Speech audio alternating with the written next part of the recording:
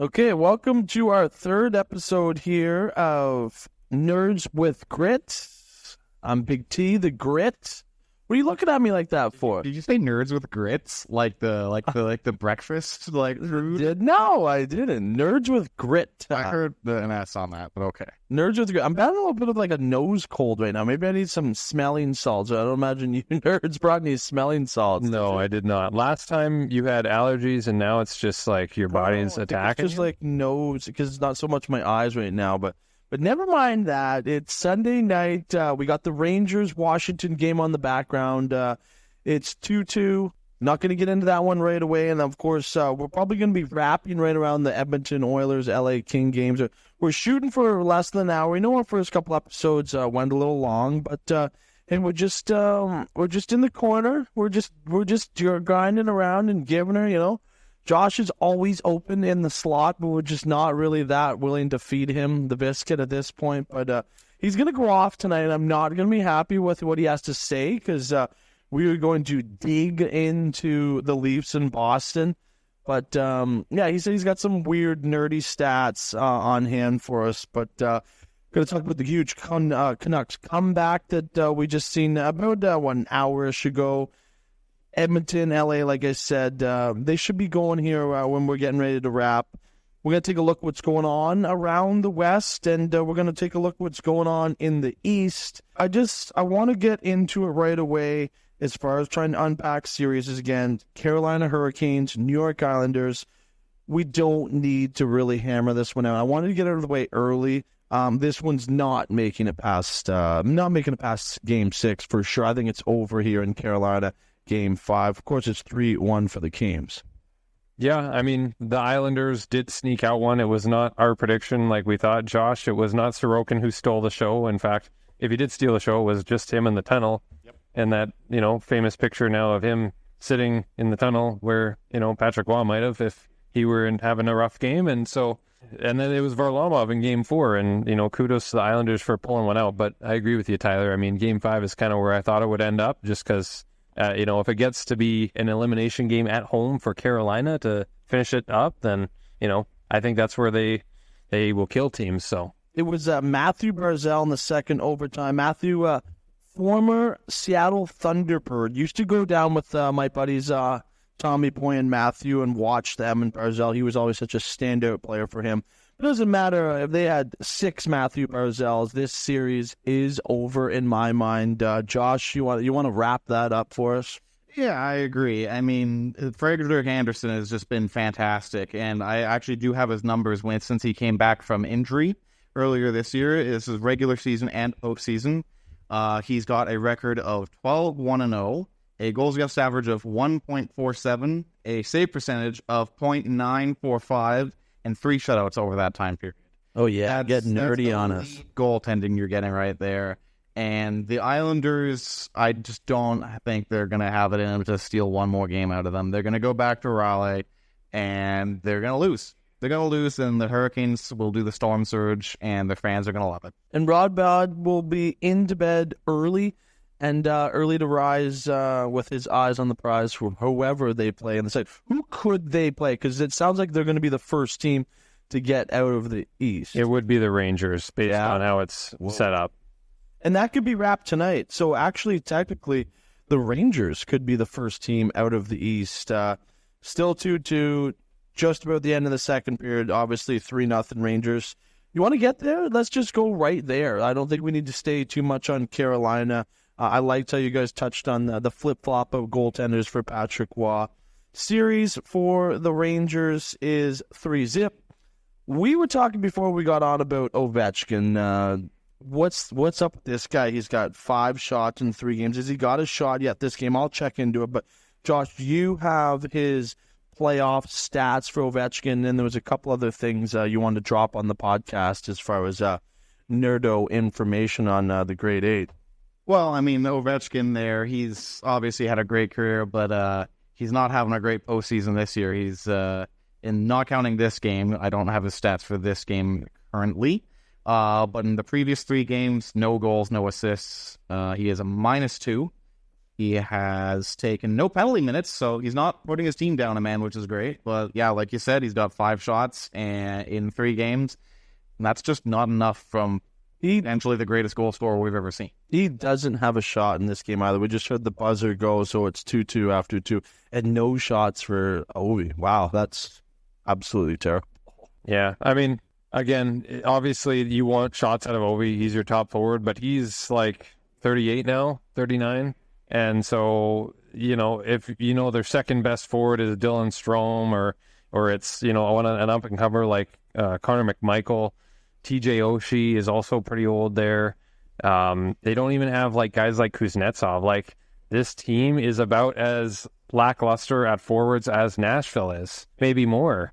So I don't think when it comes to their forwards, again, like this is a roster-wise, just looking at it, how they really don't have much from what they used to have when they were, making some big playoff runs and winning their cups back in the day. So, now it's all Rangers, and, it'll be exciting to see the Rangers and Carolina next series. I don't know if anyone else has said it, but this will, I believe, be Ovechkin's. Alexander Ovechkin, the grade 8, will give him the full title.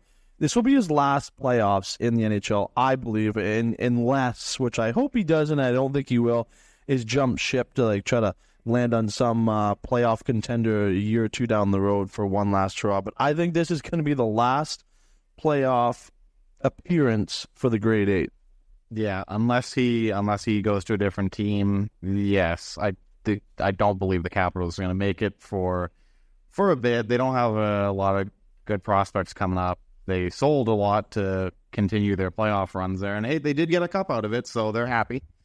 But yeah, one team for a whole crew would be a special thing for Ovechkin to do, but we'll have to see what he decides. By the way, Josh has got a new mic. You got it. Let's pump the mic. What is it? What did you get? Oh, it's God. small. It's a small microphone. It is, but HyperX, the thing says. You're going to see my lack of technology experience here. Aaron's the one with all the tech knowledge there. But it had some good reviews, and it didn't cost a ton. And I'm hoping that I will be heard when you guys are also talking. He's leaning over there, eh? The stand is not very big, but you know what? That is okay. That's when he's like just diving into his takes. He's just like, all right, guys, this is what you got to hear. Exactly. The Flames, you compare the Flames to the Capitals, Flames have a much brighter future. Maybe. A little bit brighter. They actually have some good prospects. They also have the Jonathan Huberdeau contract. They do. You know what? They do. But I will take it over the Pierre-Luc Dubois contract. Hey, let's get out of there, and let's certainly not get into the Flames right now. That's jersey, though. What are you repping over there? That's a sweet jersey. I got my Rasmus Anderson jersey there. I just bought at the Saddledome when I went to see a game there this year. I got the nice yellow, gold and white on there. Excellent jersey. It's a very pretty jersey. It is a good looking jersey. And I'm a big Anderson fan, so I wouldn't mind. I gave you? It is. Yes. Yeah. I wouldn't mind Rasmus Anderson being a Vancouver Canucks at some point. Well, they did use the pick from the Canucks to draft him, so that is true. It would only be fair, I suppose. Love that you know that. Let's get out of Washington. Let's sweet jersey. Flames are not in the playoffs though. They're just and that leads us right into my team that might be right out of the playoffs. The Leafs, man, we're in trouble. We were in trouble. Let me just paint this one up for a little bit. Okay, so we're out of the pub. I should say, do proper English. Matthew, Tom, Ken, Josh, and I. And Ken's a diehard Leafs fan. He's got like his military Leafs fan on it, and Tommy and Matthew, they're just our good buddies. They're just like there for moral support for me. And Josh, after the first goal, I caught out of the corner of my eye. Josh is pump fisting down like I was like, I invite him out to come out, and he's over there pump fisting. He's like legitimately pretending that he's cheering for Boston at this point. I am cheering for Boston. I've never not pretended to not cheer for them. Whatever. I was upset. I was ready to throw down or just like throw my infested ranch barbecue sauce all over you down. Seriously, though, I couldn't believe it. But so I just want to get right into the last game, the Game 4. And the Leafs, I don't think at any point, once they went down a goal, looked like they had like a realistic chance of coming back. And it hurt my feelings. It hurt them deeply. But, man, the Leafs team is going to have a serious turnaround if they want to come back and win 3 games straight. You got some of those nerdy stats over there against the Leafs? Absolutely, I do. Just hit them with it. Just hit us with it, because I have some stuff saved here. A lot of this you can just find on Twitter. That's how I found them. From reporter Chris Johnston, the Leafs have lost 6 straight playoff home games, getting outscored 21-11 in the process. That is not good. What else do we have here? We have, you want to know why the Leafs aren't doing well compared to the regular season. The regular season, their goals per game was a 3.63 goals per game. That's pretty good. That's pretty good. If you average over 3.5 goals a game, you're probably going to win a lot of games, and they did. In the playoffs this year, they are averaging 2 goals a game, which after last night, I believe has now gone down to below 2 goals a game. That's not acceptable. Just not acceptable. Off though. You basically was on 4 games. Like, you gotta maybe go back at the past 5 years. But yeah, of course, you're getting out. I got one for you. Yeah, okay. I heard this the other day, or I read on this the other day, and the Leafs in their last 6 home games at home have been outscored 21-11. That's under 2 goals a game at home. Yeah. That's not good enough when you have that much money in your forwards. I'm willing to get the grid off on my Leafs team, and I feel like you guys should be hammering me a little bit more, but I'm just keep teeing you guys up. There's a lot floating around social media right now just saying the Leafs crowd is flat. They're not entirely wrong. Those tickets are extremely expensive. So a lot of your average fans are on a couch at home. Exactly. Or they're outside in the what they have a name for it there? The Flames have the red pile, the Oilers have the moss pit. Is this the Leaf pile? It should be called the Leaf pile. That'd be a good name. I like that one. Wow. I shall give you that. If you're relying on fans to get a $90 million hockey team going, come on. No, but just like the overall, they got booed. Got booed after period number 2 last night. And, it hurt. They've done 3-0, and it's just they did get the next goal in the hockey game, but that was it. Marner scored. And it's okay, well, they've made it to, and there was time to come back, and then the Bruins came right back and just kept the pressure up and didn't seem concerned about the fact that they just gave up a goal at all. I mean, Aaron, have you watched every one of these games? Did you watch the game last night? No, I didn't see Game 4. I saw more Game 3. I thought Game 3 they played they had a lot of zone time. And they had a lot of pressure in the second half of that game. I didn't see the first half of it. But, I mean, Game 4, even just looking at the stats, it was 3-0 some point in the third it was 3-0 Boston.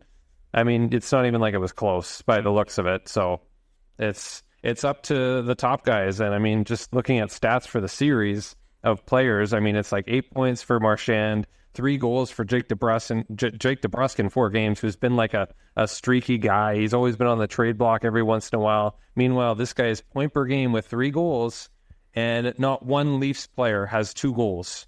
Actually, I'd like to add on to the Jake DeBrusk thing. In 7 games this season against the Leafs, he has 5 goals, 11 points, and is a +1. That's incredible. 3 power play goals and 17 shots. Screw you, Jake DeBrusk. He thrives. He thrives on the Leafs just as much as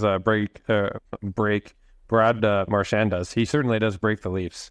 Is that guy obviously that guy pisses me off, but that guy is good at pissing people off. That shot he had far down, tucked over Swayman's left shoulder.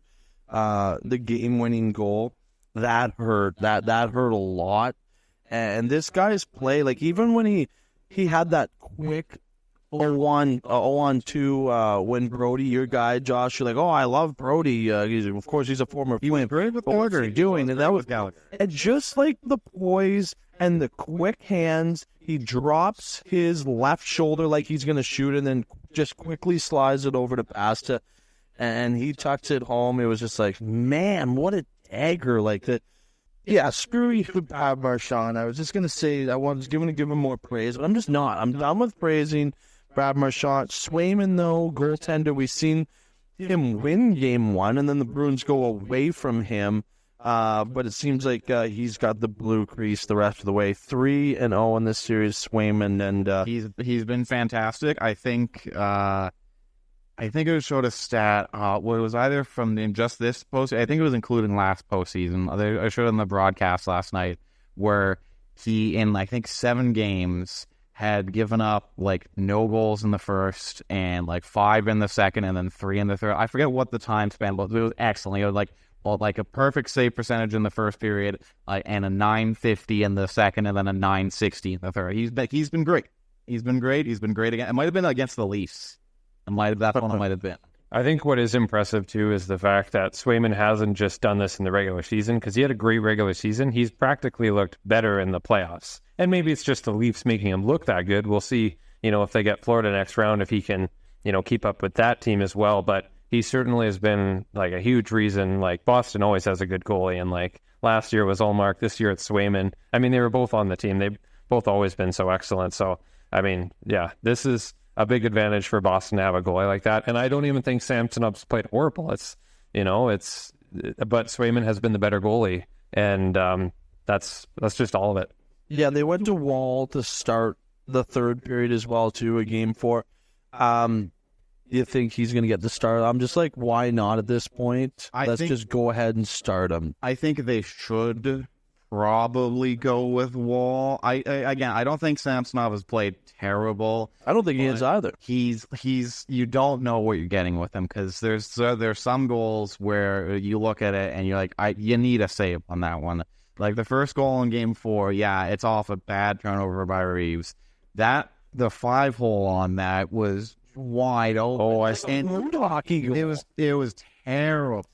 And it was JVR, which I found hilarious. That was very fun. What do you think about the aspect, though, is like the Leafs can't have any mental hiccups? And Swayman, Samsonov is a guy who has showed mental hiccups throughout this year, right? He was choking. They sent him down. He played in the AHL at one point. But why not? And you just start fresh with Wall and be like, okay, at least we've justified the movement in the crease. No more Samsonov, because there's one thing about Samsonov. It's not like he stole a bunch of games at all this year. We're talking regular season. Mm-hmm. And we just need a guy who's just like comes in with a clean slate, Wall, and maybe he's even looking to get paid. Maybe he's looking to, win everyone over in Leafs management and the Leaf pile as well, too, and Leafs Nation. So, I mean, I think that's an easy one. What do you guys think about that? Everyone's kind of going off about this. And let me just say this first. Toronto being the much shittier team throughout the series as far as play is getting way more publicity and way more to talk about. It's just kind of like Boston must just be like, yeah, you guys just go over there, take your shit, and we'll just keep beating you. And possibly looking to wrap it up here in 5 games at Boston. Like, it's all the media and everything. Even the Nylander stuff was just taking, sounds like Matthews is sick as well, too. The fighting on the bench. Throwing Mitch Barter, throwing him his gloves, like whatever. Well, what cares about that? Say it's not Junior anymore. Stop crying, bro. Yeah, exactly. It's not Junior. Stop crying. I mean, it hasn't been Junior for a long time for Marner. Not for now. But I see like a whole thing on YouTube about reading Nylander's lips about that. I want to see if John Boy does a breakdown of that. That would be wonderful. That would be excellent. But have you heard of John Boy's stuff there, Ty? No, is that the guy that does the voice like this and does all of? He obviously usually the audio. It's a lot of baseball. He does a lot of I have heard that guy. And he's funny lips and stuff. Oh, he's great. Does he swear? He reads whatever they say, and if you know MLB coaches and umpires, they like to curse at each other sometimes. Maybe that's what the Leafs need, just like getting each other's face off of the camera and just like MLB umpire versus coach and just yell at each other. Just not and see them the next day, because the MLB umpires and coaches obviously are just there for the next day because they finish off the series. The umpires work the whole series. Yep. It was like, hey, Joe, that was a good fight, right? Okay, let's move on now, because you have to be able to do that. Anyways, I think I had one more. I did. Did you have anything, Aaron, that you wanted to go off about? I was going to say something the last point, and that was basically that, Boston... Toronto could maybe get back in this series. Like, they could win a game or two based on their stars. Done it before. Based on, Wool coming in and stealing a game. I'm a big fan of Wool. I think he could be the future for them. And again, that has nothing to do with the fact that Samsonov had a great second half after, being sent down and whatnot.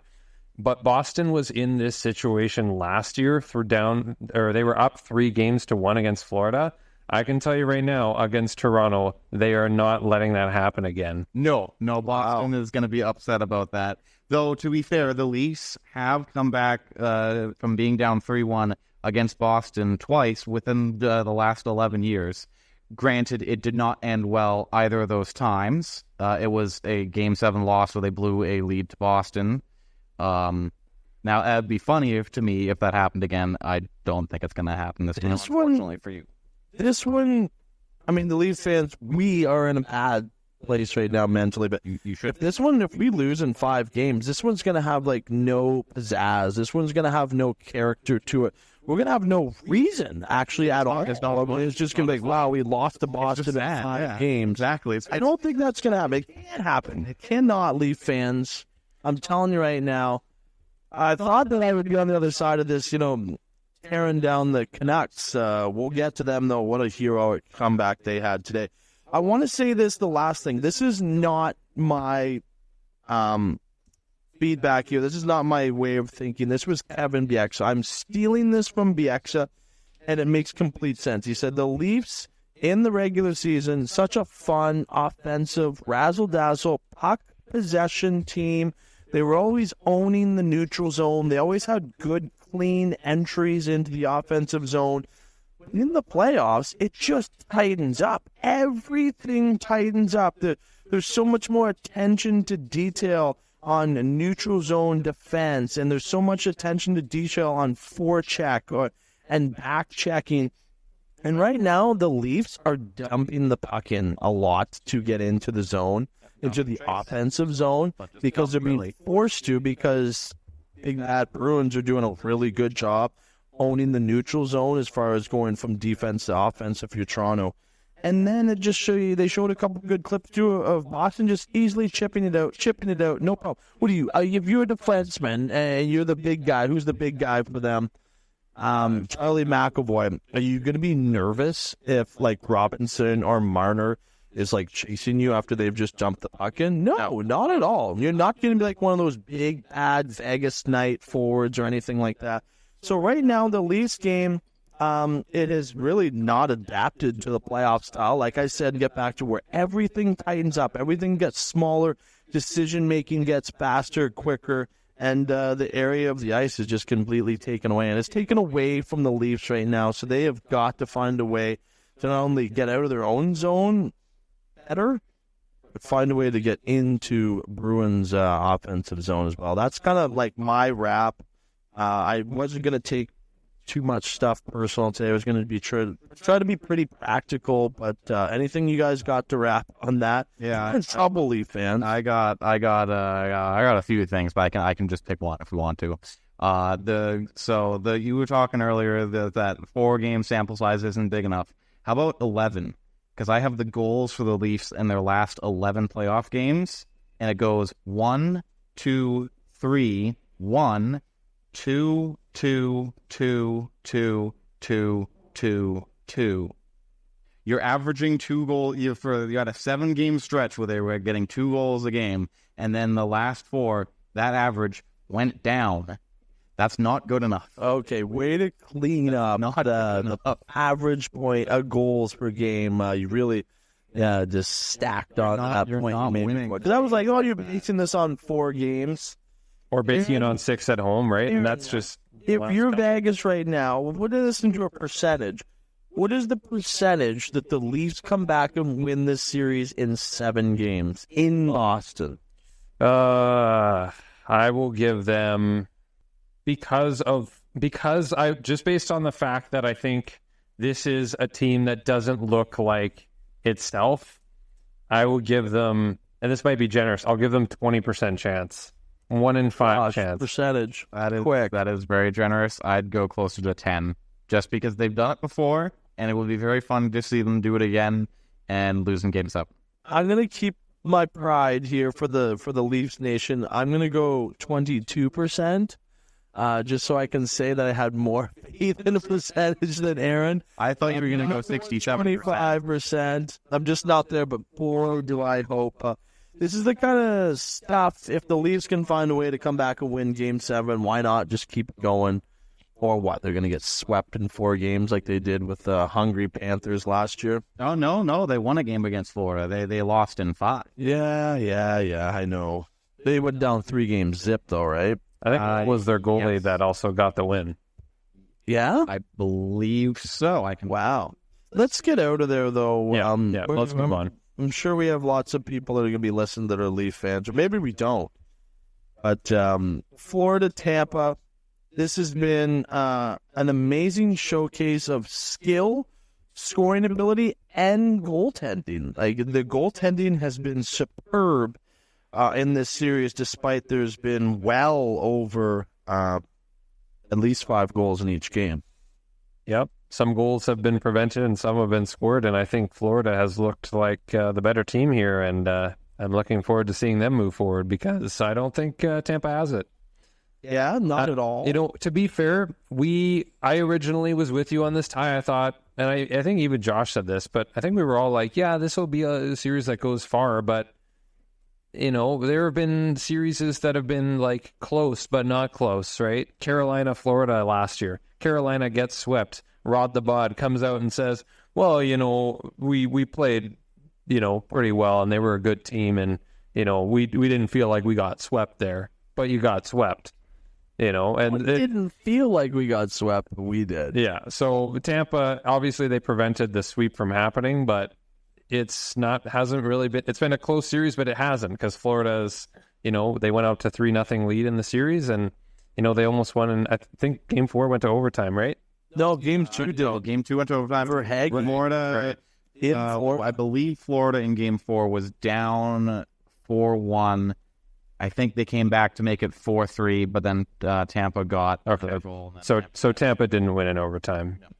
But yeah, Tampa even got a nice 5-on-3 goal as well too. It was a nice goal. That Paul guy scored it. So, Josh, you were digging over there for something. What were you digging for? Did you find what you were digging for? I was just curious about the stats for the goalies in that series because to me, Bobrovsky has been fine. He hasn't been great.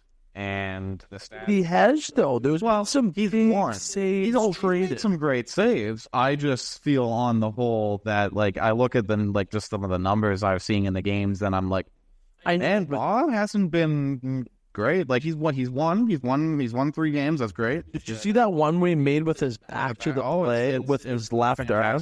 Absolutely. That's, I guess, what I was saying. A bit of a goaltender battle is. Yeah, the stats don't relate too much, but there has been some big saves, though. Well, with Rob so far in 4 games, he's got a 3.21 goals against average and an 8.74 save percentage. Those are not. It's about as good as Connor Hellebuck. It's better. But I thought Vasilevsky was going to be a lot better and just was getting kind of unlucky. Vasilevsky with 301 goals against average, 899 save percentage. So Vasilevsky has been the better goalie, not by a ton, and while he just hasn't been able to get his team the wins so far, he's gotten 1. But you need 4 to move on. What do you now that series is in the exact same situation, 3-1. Obviously, Florida has the home game advantage. Aaron, what are your percentages that Tampa Bay is going to come back and win? Don't say 20 again either. No, I'll keep it different. I could see Tampa winning. I could see them winning one in Florida, right? Because they would be in Florida for Game 5. So I could see them winning one in Florida, and then losing in 6 games. But that's also beating Florida twice in a row, and I don't know that Florida likes losing. So, I don't think that's very good odds for Tampa to come back here. I would actually probably give them less than Toronto, just because, again, I think that Toronto, going back to that, Toronto's a better team than Boston. No, actually, Boston's a better team. Toronto is not played like a team. That's the reason that hasn't been a closer series. You think Toronto's a better team than Boston? I think on paper, as a roster, they should perform better. The team doesn't play as a team. Right. They don't play. They haven't say that about a lot of other good teams. Yeah. And I think Tampa is, what the difference with them is that they just don't have the manpower like they used to. And I think that's the difference, right? So that's why, you could see a team with the talent, with the roster there to go up against a team like Boston, which I don't think will go far this year. But Tampa's going up against a team that most people have winning the Cup, and they're down 3-1. So it's probably not a likely comeback. So you said less than 20%? Yeah, sure. We'll give them 10% chance. Josh, percentage, Tampa Bay win 3 games in a row, including Game 7 in Florida. It's reverse sweeps are so rare. I don't see it happening. I think they could maybe win another game here. I wouldn't even be necessarily shocked if they forced Game 7. I would be surprised. Yeah. Well, if anyone's gonna do it, like the Lightning have been so good for so long that it wouldn't be too shocking if they can pull some more magic out of their hat there to do it. That being said, I don't think that's happening. I think Florida probably wraps up here in Game 5. I would give Tampa maybe a 15% chance to pull off the reverse sweep there. It's not looking good. 15. I was going to say 17.5. That's what I'm locking in. 17.5. Because you just can't discount the fact that they have incredible goalie. They have players that have been there, done that. Yep. Including their captain. I'm a huge Stamkos fan, and if that power play just gets heating up and they start grabbing a couple power play goals again, we know Florida likes to play on the edge. Yeah, I'm going to give it a 17.5%. I feel like that puts a wrap up on us for the East. Almost. I got Okay, I think you were about to say it too. The Rangers have just taken a 3-2 lead over the Capitals with 15 minutes to go in the third. I wasn't going to say that. I thought it sounded like you said narrow power play goal by help me out. Zibanejad. There you go.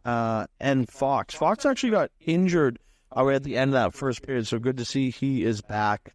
Shots 20-20 so far, but once again, we just talked about before, and I think it was episode 1 where we were unpacking the series. Is that episode 2 where we were unpacking the series? Is that we just said that this New York Rangers power play is just episode 1. We were talking in predictions. Episode 2, we were getting into how the teams have done. So a little bit of both. We talked about the Rangers power play. It's been good. It's going to be good throughout this playoffs as well too. So.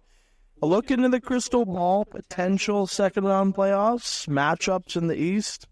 It'll be Carolina and the Rangers, and it'll be Florida and Boston. Yeah. All of these are pretty much very likely to happen. Outlier maybe being Toronto, and I don't think many Toronto or Boston fans feel that that's going to happen. Thank you. The Toronto fans appreciate that you mentioned there was a chance. They got to do something. The Wall just builds a wall in front of that net. That's not that likely to happen. It's not unlikely. Yeah. But I guess it is. Let's get out of there. Let's move to the West. Let's get on to the West. Who's first? Who's up? Well, let's feature the game that's about to start. 7:30 puck drop. So we said we would try to shoot for an hour. So we got about 20-ish minutes left. Is that about right? Yep. Let's start at Edmonton and LA. That game is, like I said, puck drop in less than 20 minutes. I got the Oilers just winning the rest of the games that they play against LA, and that, of course, that includes Game 4 here tonight. Well, I don't believe in David Riddick, and we found out by Josh that he's going to be starting. So, yeah, I think your take is very possible. Again, I think LA, I was happy to see LA steal Game 2 there, and I was like, yep, that's it. Big T's going to be wrong again with his takes of, LA is just going to get washed in 5 games. But, if LA is going to throw by putting Big Save Dave out there, then, I have zero faith in him. Maybe our Calgary fan here to my left might have some better words to say. I do. As a Flames fan, he's right. Big Save Dave has made some big saves and has had some good performances against the Oilers, has had some bad ones. But I think if you're LA, you look at what Talbot's done, and I like Cam Talbot. That's another former Flames goalie there. And Talbot's had a good season, but what was it? It was 6-1 for Game 3. What was the final score for Game 1? 5-1? 6-2 or something? I think it was like 7-4. It was a game that people look away, and then all of a sudden the next day you wake up and you're like, what? Yeah. Oh, why? I think you have to just give Riddick a shot, and Riddick has been good this season. Let me pull up his numbers. As you pull that up, I just want to say, if this was any other goaltending tandem and LA is allowed the amount of goals they have, and you put up their numbers side by side, you think, okay, you got to give the other goalie a shot, because they are down in the series, and I think you do give the other goalie a shot. Again, it's just a bias I have against Riddick. So I hope he proves me wrong, though, because I'd rather see LA do well against Edmonton. I hope it makes you feel really, really good, Josh. But I heard them announce on the post game there, other little panel, that Dave Riddick was getting the start, and you were like the only person and the first, obviously, person I thought about. Now it's just like, yes, we're gonna talk about Dave Riddick. I love Big Save Dave. No, he's got, so in 24 games this season, David Riddick has a .215 goals against average and a .921 save percentage. Those are excellent numbers. Now, again, those 24 games are probably split up a bunch. I think he ran with the net for a short period of time. He did. In the middle of the season, but on the whole, he was the backup. But those are good numbers. It wouldn't shock me if he's able to come in and steal a game or two. I don't think the Kings will have enough to win this series, unfortunately. I would love to see them do that. I don't enjoy seeing the Oilers basically get a free pass to the second round for the third year in a row. Wow, who were the other 2 years? The Kings both times. Actually, to be fair, the Kings should have won that first series. This is the third year in a row they face each other. Yeah, people generally bring like the Boston, Toronto, and the Toronto-Tampa series. Like, oh, these guys are all playing the same teams. Edmonton and LA have gone each other the last 3 years in a row. It's 3 years straight. Not always in the first round, but still. Nope, first round every time. But that's bound to happen when you have this new playoff. I say new, it's been around for a while. When you have this playoff format, like there's those like 3 core teams in each division that are just bound to play each other. 2 of those 3 teams are usually bound to play each other. We've seen Tampa and Toronto do it a couple times, and then who knows, we could maybe see Toronto and Boston do it for years to come. But yeah, it was all first round what I have here. They've just gotten worse too, which is unfortunate, because the first series they had, LA, again, it was very close. LA, like, you run it back, LA probably wins that series. It's still very close. The second time, not as much. Oilers definitely won that series, and this year they're just running away with it so far. McDavid 9 points, Draisaitl 7, Hyman 7. What is just like stopping this series from just like tonight when we go home and we'll watch the McDavid show, from him getting 4 assists and Hyman and Draisaitl both getting at least 1 power play goal? What is stopping that from happening? You know what I'm going to say. It's over. Big save, Dave. A couple of big saves, and as a whole, that team. It's not, again, it's the way their team has their system set up. It's going to be up to the players, in front of them. They got enough depth, I think, and they got enough guys that are known for their defensive game. They got some scoring abilities. this is a team that should, like, compared to a lot of other teams in the West, I think would match up well against Edmonton. But obviously it's up to the players to do that. So, yeah. Dallas, Vegas. If Dallas doesn't win Game 3 in overtime, this could have had potentially the biggest letdown for awesomeness meter series in the first round. That was an absolute must-win by the Stars on the other team's turf as well, too. That Vegas building was rocking.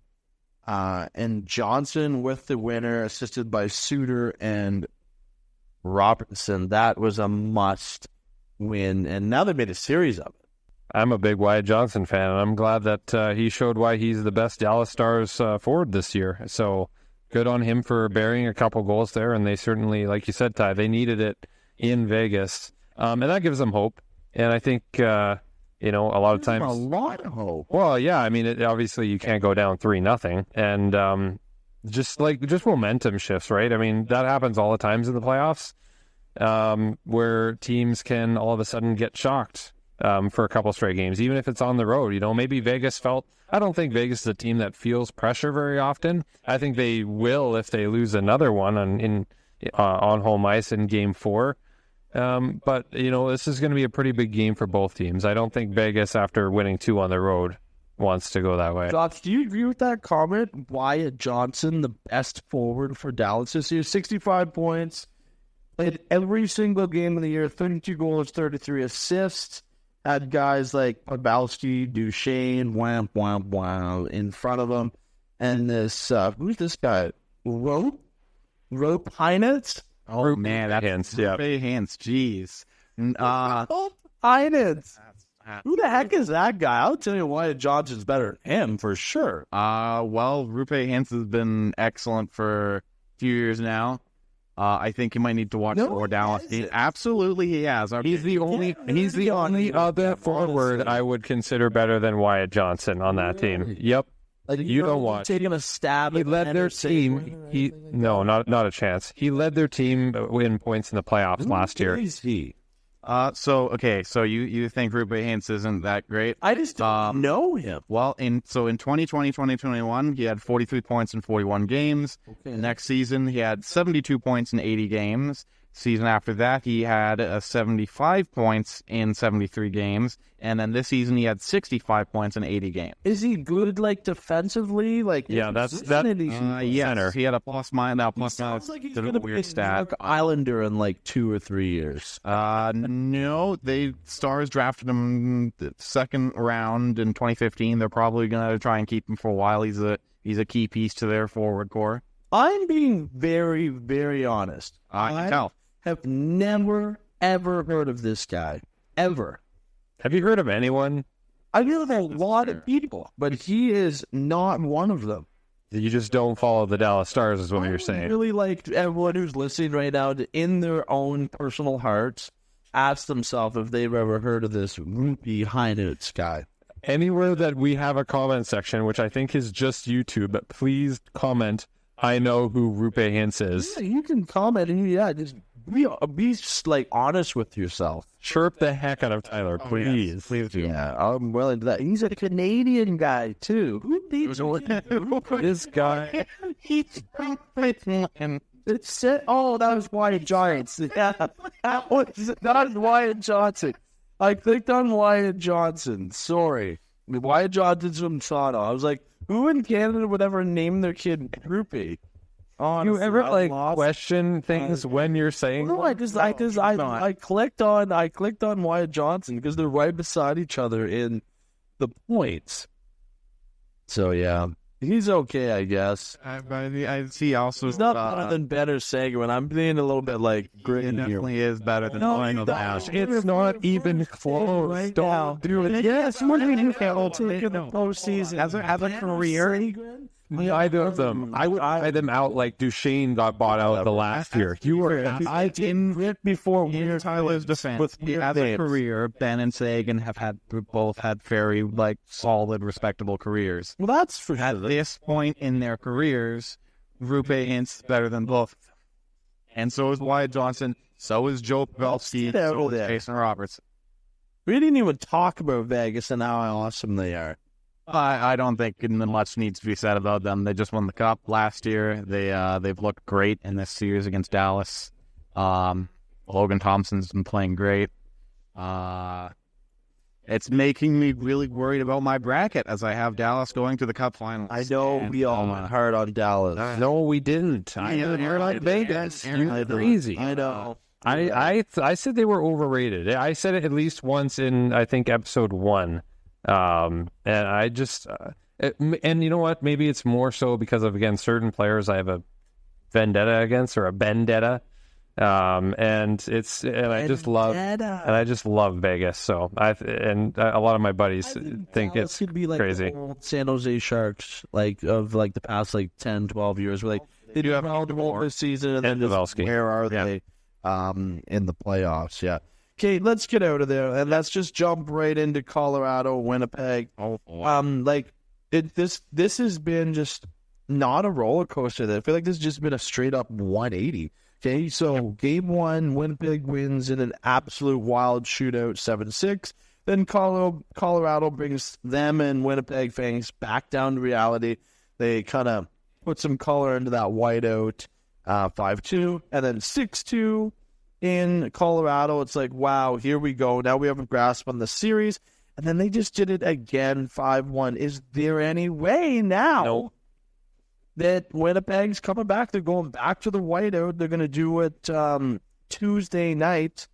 Tuesday night's loaded full of big games for big teams as well. The series could be over very soon, but there is a way that Winnipeg does come back in the series.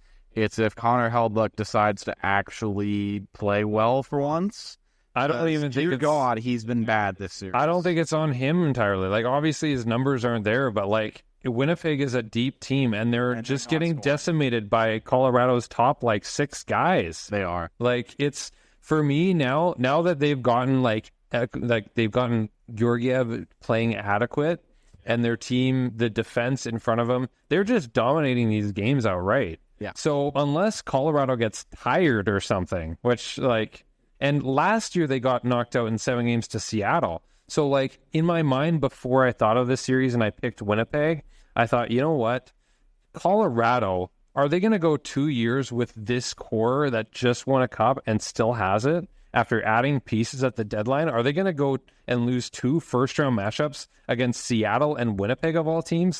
We're not even talking they get a Vegas matchup or, the hot Dallas, coming in. They're Winnipeg they haven't had the experience for a while of going on deep runs, and I think that's why a lot of us maybe picked them and we liked how their team looked.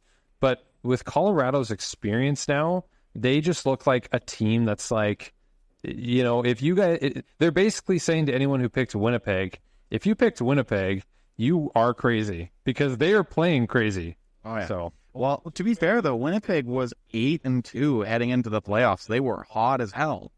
But you're right. Georgiev has been good enough. They've stopped them from scoring, and their top players are just running roughshod. These aren't even close games right now. No, that's the thing. It's if they were close games, I could be you know what? There's something to it. Exactly. There could be a series. If Winnipeg losing by 1 goal, something in most of them, then okay. But they're losing by 4 goals each time. It's not good. 22 goals scored in 4 games by the Avs, and they don't have one player in the top 5. Cale Makar is tied right now with 6 points as far as playoff leaders. Then we go down the horn. McKinnon, 5 points. Rantanen, 5 points. I do have them at 8 and 7, unless I'm thinking of the wrong year. No, it says 4 games. So I have Makar at 8 points. Yeah. And I think he might need to hit refresh, because I had Nichushkin has 6 goals so far. And this is off of the score. I'm literally going on who's at the top for you guys. It's the score. I'll go down here on StatMuse. It's Cale Makar with 8 points in 4 games. We got Lehkonen with 4 goals in 4 games and 7 points. McKinnon with 7 points in 4 games. Nichushkin with 6 goals for 6 points in 4 games. and Middlestat and Rantanen each with 5 points. You telling me that the stats are off on my score app? Apparently. Wow. That is, I went to NHL.com. You just, the exact stats you just said. Should we take this up with the score app? You should. Maybe that's why I'm losing all my sports bets, because the score app is giving me using out of date they're scores. not giving me proper information that I need. I would like to throw out here, I know you want me to get more stats, so Sportsnet Stats on Twitter has a couple things on Connor Hellebuyck.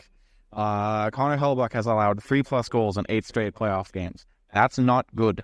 That's not good for a goalie of his caliber, as well as this is apparently the worst 4-game span we've seen out of him, because they have here 4 hours ago. Connor Hellebuyck's 19 goals allowed in this series ties his career high for most goals surrendered in any 4-game span, regular season or playoff. That's a lot of goals to love. And what did I throw under the bus? Because this is my score app. The score. Did I throw Sportsnet app under the bus? Whatever I did, I didn't mean to only throw the score. The score is wrong with playoff leaders. I had to go back to that. Yeah, I think Hellebuyck, again, it's not, those are horrible numbers for him, but Winnipeg with their coach, Ryan Bonus, and just the way they play, it sounds like they're not playing the way they need to play. And it sounds like Colorado's offense is just splitting right through them. This is a series that I honestly, and I mean, maybe I shouldn't have been watching it because it looks like a massacre, but on live television, and I haven't really watched. So Winnipeg fans would have to, fill us in on what exactly is going on here, because I think it's my guess is it's more of a team thing. And throw Hellebuyck in with that. As a whole, their team hasn't been good enough. It hasn't been the best time slots for us to watch out here at West. And I feel like this series has kind of got screwed a little bit as far as time slots. I was having that conversation with someone else as well, too. Yeah, this is a huge premier first-round playoff matchup, and they were, starting, games at, 11:30 and stuff like that. So, and they were, the early game on, a 4-day game. It's a bit better than what you got out east, because you live out east. Oh, man. That Stars game started at what I think it was 7:55. Yeah. Puck drop our time out here in BC. Who is that game was over at what it would have been 2 in the morning. It's my brother. He's like, man, who's staying up to watch that? No one. No. They're the most dedicated Stars fans. Yeah, but just or people that have absolutely nothing to do exactly the next day. Little previous tomorrow night, Tampa and Florida, and then Dallas and Vegas, and then Toronto, Boston. Carolina's going to wrap it up on Tuesday night, and then Avs, Jets, and then Vancouver and Nashville. Let's just go right into that. Aaron, you got to be pretty pumped up. Where were you even watching the game today? You were coming from, was it Langley or something? Did you listen to the overtime in your car? Yeah, I did. I was watching from a friend's place, Colin. I'll just give him a little shout out there. Watching from his place in Langley, and it was 5 o'clock, just after 5, and of course Vancouver had just tied it up with the 2 goals, and we were fired up. And I mean, I don't know, I was kind of dumbfounded because, I mean, I was messaging with my dad, and we were just yeah, I guess it's going back to Vancouver, he said. And I was just well, I feel like you're ahead in time, because the way it's looking, that team did not look like a team that deserved to win. We had watched the second and third, we watched the whole game, but basically the second and third period, I think for, 45 minutes, it was not that it was all Predators, but I mean, I guess it was, because Vancouver was just non-existent. It had nothing to do with because I know the last game they had their 12 shots, they won the game, and it was a big deal about everything. And this was similar, where they weren't getting a lot of shots, but the difference that I noticed was that they really weren't they weren't breaking into the zone. They weren't getting any zone time. If they were, it was there was one shot that Pius Suter had, where it was just basically a dump in, but it went right onto the goalie. And I think they were just hoping to get some O-zone face-offs and get some pressure and zone time that way. Because I think that's really how this team likes to play, is they like to go for the quality chances. We talked about the high danger zone chances in previous episodes, and this team has always had very high shooting percentage numbers throughout the year. They go for their quality over the quantity, and so the difference was that we just weren't seeing anything. And I think it was just getting into their heads where they weren't really making a lot of passes, even just out of their D zone. And then they started to overthink plays, like even just getting it out. And, Nashville, thankfully, they didn't make us pay too badly. I was contemplating whether or not they should have called for a coach's challenge on the third goal. I don't know if either of you guys were watching that. No, I was not. What are your thoughts on that, Josh? Just on that play, at least. I think, he redirected it into the net. He fully intended to do that. I think you can review it. I don't think there's enough evidence to overturn that there's a kicking motion, but you also could, if you're the Canucks, you also could look at it and go, hey, the NHL's gotten this horribly wrong before. Let's see if they do it again. And also, they didn't have a lot of momentum, like, the last period. And I thought almost for just like, okay, we got to try something and hope that, because they weren't getting anything. So yeah, no, they were fairly flat from what I saw up until the last couple of minutes, where they pull the goalie and they get two with the man advantage. I don't even think Saros was that bad. Like, I think he, on those goals, to me it looked like Nashville just failing to defend in front of their own net. Yeah, they didn't give him the support on those timely plays. No. I think the game, like I said, I'm being very honest. My girls were playing with their toys on the floor, and my wife was there with the boys with lacrosse. I was napping, and I was napping hard. It was a bit of a nappy game for me, though, in general. And then I woke up for the best part. And I feel like this game went exactly how Nashville wanted to go, except for the last 5 minutes. Even Forsberg making it at that point it would have been a 2-goal lead. Or, yeah. At 3-1. That was the potential coach's challenge one. Yeah, as well quick. Too. Quick one to that, and then Besser just goes to work, and he is the longest tenured Canucks. I know BXSA say he's been there for 9 years. For him, this is huge. This could go down as probably his best postseason game ever. Of course, he got a hat trick, got the first goal of the game, and then got the one to bring him within one, and then scored with 8 seconds left. That was how does he have that much time though to retrieve the puck from the side of the net and then pull it across his body? He's a right-handed shot, and then to still slide it in? How does someone not just come over and get stick on stick, body on body? Yeah. Oh yeah. That was pretty big. It was a good celebration for him too. I was half sleeping when that happened, and I remember I just kind of sat up and was like, wow, this is pretty cool moment for him. For Brock Besser, kind of just put the team and the game on his back. I'm ready to just go right into overtime. Lindholm didn't take long at all. I was actually making myself something to eat when I was like, oh, okay, let's settle in here for overtime. And all of a sudden, boom. And you can tell when the non-home team scores when you're listening from the other room, because there's only the announcer that gets loud, and then you can hear the woos from the other team. Yeah. The team that scored, of course, and then the place just sound like a pin could drop. The complete life was just sucked out of the building. Lindholm, Aaron, go. Oh, I love this guy. I mean, I think Josh and I could talk all about this guy. I'm so happy for him. Again, I said it before when he scored the first goal of the playoffs for the team, but he has a 2-point night. And yeah, I mean, as a whole, again, the team was quiet, but when they needed him, he was out there, I believe, I think there was the final goal, I think I saw Joshua and Garland out there, so I don't know if Lindholm... Yeah, Garland gave it to him behind the net. Yeah, okay. So I think they went with 5 forwards and they took Hronek out, so it would have been their big guys, and then Lindholm was one of them. He probably took the face off there. And yeah, I mean, he got 2 points, and so he was a part of the game winner. That was a really nice play. I mean, just Joshua wins the battle down low 1-on-1, which Again, the team looked kind of slow, but they were in the battle. They win it.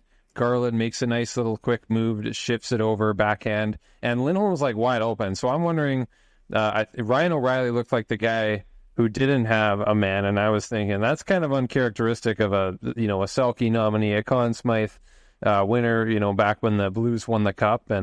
But I just think the momentum kind of took over for the Canucks once they did get those two. I was pretty pumped, and I was like, well, I think the team felt rejuvenated, like they could just win it now. Yeah, and to get back to that overtime where the Quill came down the wall and made a really nice one-handed, appropriate pinch on the play.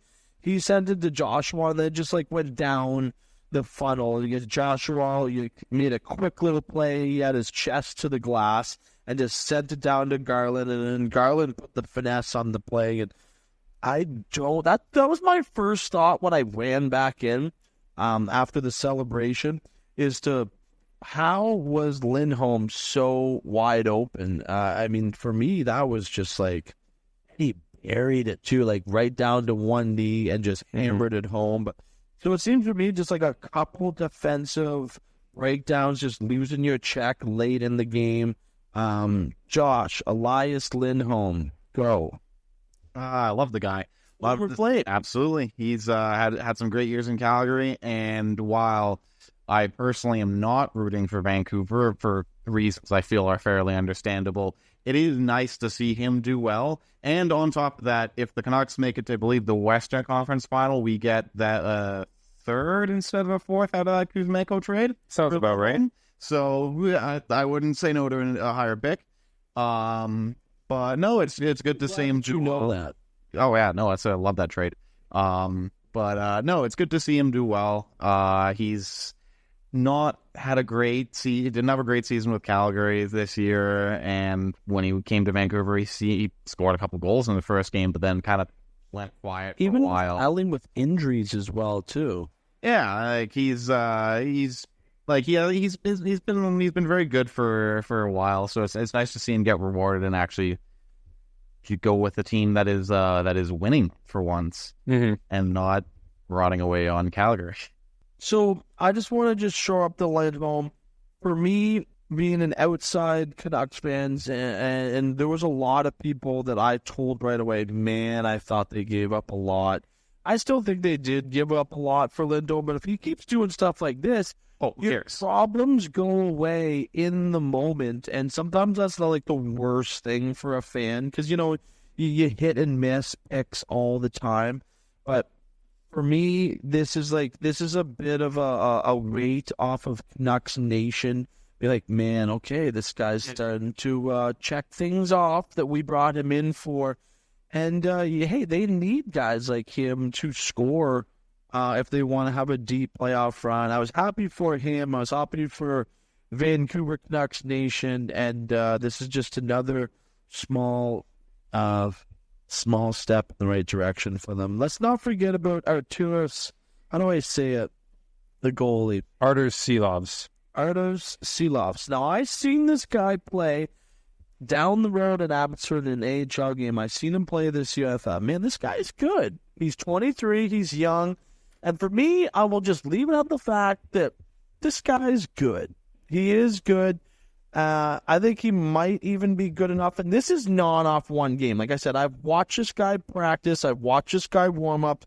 I'm a huge warm-up guy for goalies, and I'm always watching these goalies like a hawk. I thought this guy is good. I think he is good. Never mind what I think. It's what the coaching staff thinks and the true Canuck fan nation. I think if this guy keeps winning, there should not even be a close debate to get this DeSmith guy back in. It's going to be his cage. And then if he keeps winning, you have to put your foot down if the big guy is actually ready to come back. If Thatcher's ready to come back, this is a guy who he will obviously dethrone Arthurs. But I hope he keeps doing well. And he had a lot of shots there as well, too. The Nashville heavily outshot them, and 30 shots, 27 saves. I always love seeing the overtime celebration as well, too. He gave their what's up to the Nashville fans as well, too, because apparently they know how to pronounce his name. They were giving him a hard time. and he kind of, like the glove of the ear, was like, "What's up? I don't hear you now," because you could hear a pin drop and the woos jumping off that Vancouver bench. Well, they were giving him the Bronx chant after the 3 goals that they had scored. So, yeah, I mean, Silov's played really well. To be fair, Nashville does that for every goalie after every They're goal. hard on the opposite. Oh, yeah. goalie, No, for it's sure. like, that's a tough building to play in. I think I wouldn't be shocked. Some goalies would probably enjoy that. Like, no, obviously not like, they don't enjoy giving up goals, but they like, They especially enjoy it if they get to rub it back in their face, right? Exactly. Because I'm not a big Preds fan. I don't follow them too closely. I believe they do that after every Preds goal, whether they're up or down. Badass fans out there for sure. They're intense in Nashville. They have the smash car, whatever it's called, out in front, where they take a car, they paint it with the opposing team's logo there for the playoffs and the colors and all that. And then they just, I think they let the fans, or you can pay a little bit probably to have some time on it, and they just beat the crap out of it. Mm-hmm. Yeah, and if Nashville wants any chance to come back in the series, they're going to have to win home games. They're going to have to take advantage of the fact they're going up against a guy who has, 9 regular season NHL games and 1 NHL playoff game under his belt. They need to, no offense, they need to beat the guy who is not an NHL goalie. He is now. Well, he is now. Well, Of a boop, he's not announced in a he's not an established NHL. No, of course not. He could be in 2 weeks. Could be. It's official. Rangers move on. My buddy's just blowing up my phone. He hates Ovechkin. That loser didn't even get shots, blah, blah, blah. No points in the series. Ovi, this is the beginning of the end for your postseason career. It's over. It's over for the Capitals. They lost 4-2 to the Rangers. Let me just get a little shot finals. They had 25 shots. How many did Ovechkin get a shot in this game? Gonna find out now. Where is he? I don't even see him. He's down the bottom. He didn't even get a shot, guys. 15 and a half minutes played. He had 1 hit and no shots. I mean, 15 and a half minutes seems pretty low for It is what's low. supposed to be your top forward. But, I mean, they probably were running with the guys that were going at that point. When you're down 3-0, I mean, I don't think... I think Ovechkin would... I could be wrong, but I feel like Ovechkin would be fine with... obviously not fine with him not playing well enough, but, give the other guys a chance. The young guys might not get any playoff games for a while. I don't think Ovechkin's probably pissed off. He's probably like, yeah. Yeah, he I'm gets going to it. get out of here. The season's over. And then it's going to be all about, what does he need, 41 goals? 41 goals away. Yeah. No, it's over for Ovechkin. He's not going to make the playoffs anymore. Not with the Caps. First here. Not with the Caps. No, with the Caps. No. And Caps out, Rangers in. That pretty much puts a wrap on it, boys. Episode 3. Make sure you can give us a comment as well too. Aaron's did a good job getting up on. Once again, we want to remind you: comment the fact that you do know who Roope Hintz is, and prove that Tyler just does not follow the Stars. Come on, I don't follow the Stars for sure, and I certainly don't follow Roope. That's fine. You don't have to follow the Canadian centerman that led their team in playoff scoring last year. Yeah, how'd that go for them? They lost in 6 to Vegas. Maybe it'll happen again. I think that's going to happen again. I really do think that Dallas is going to grab another game, but Vegas is going to grab that series. The LA Oilers game is starting right now. It looks like the puck, for whatever reason, hasn't dropped, even though it's supposed to drop at 7:30. It's 7:46, so they're a little bit behind on that. Josh, like the jersey, it's super irrelevant. I like your mic, though.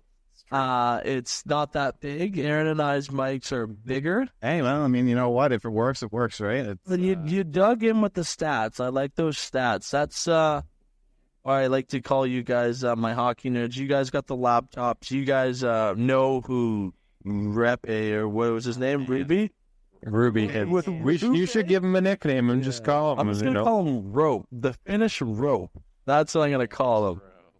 To be determined if people actually also know who he is. Aaron, thanks again for setting up all the audio. And this fire is hot, by the way. It's hotter than normal. I think I'm going to have to turn it down for next game. We keep shooting them at the store. Mm-hmm. Going to do this again here very soon. Going to try to unpack each series. Hopefully the Leafs are sort of in the playoffs next time we get back to this. But for Josh, any closing remarks, my friend? Well, I was going to say with a lot of these series is there any series that's tied 2-2? The only one I think that could be tied 2-2 is the Kings-Oilers if the Kings win tonight. Every other series is 3-1 or 3-0 or it's something like 3-something. Dallas wins, they make. Oh, and Dallas, that's true. Dallas, yeah, they've only played their 3 games so far. But there's a good chance that if we do this in a week, that we're not really talking about any series going on. We're doing a preview for round 2. Right. So it's the beginning of the end for a lot of teams. Aaron, your final closing comments. You got to be happy with that huge victory off of the shoulders of Besser. And then Lindholm is cashing in. Yep. I will say that I did not expect them to come back, and I thought that Nashville deserved to win that game, and that's why I wasn't concerned about them losing the series. And now I'm even less concerned about it. I don't think Nashville, if they lose a game that they should have had in the bag, I don't think they're coming back and winning the series, regardless of if it's Seelovs or DeSmith, or if they throw in Talapilo just for the fun of breaking a record or something. Then they should do that.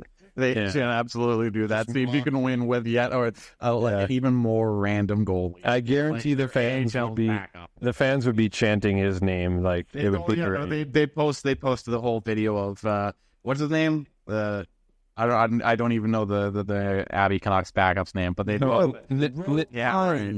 what are you talking about? Nikita Tolopilo. You guys are such nerds. But no, they'll post the video like they did for DeSmith and then also for Seelovs. We're like, hey, lock in. The city's got your back. I mean, it's worked. We've won games with them, so nerds. All right, Big T. And your Leafs? No, Leafs, whatever. Well, to be determined. They need anything to. Maybe they need to let me in there for the next for Game 5 to get them going. Sheldon T, step aside, let Big T in. And, we'll see. To be determined. I think Nylander maybe gets at least a little bit more tint on the visor, like Ovi from 2009, 2010. That might help. We're in trouble, not happy about it. But to put a wrap on it, hopefully next episode we're still talking about the Leafs in the playoffs. Or we're talking about why they should trade Mitch Marner. Yeah. Oh, yeah. No, I don't think he'll go first. Let's get out of here. Yes. Another time. 3. It's been a good one. It's been a slice. Nerds with grit. Once again, I'm Big T with grit. I still got to get a little more grit. Nerds, don't take it so offensive if I get on you guys, but you guys are the real info of the show, and I appreciate you guys. Episode 3, this is Big T with Aaron and Josh on the other side of the fire here. Nerds with Grit, we will talk to you next time.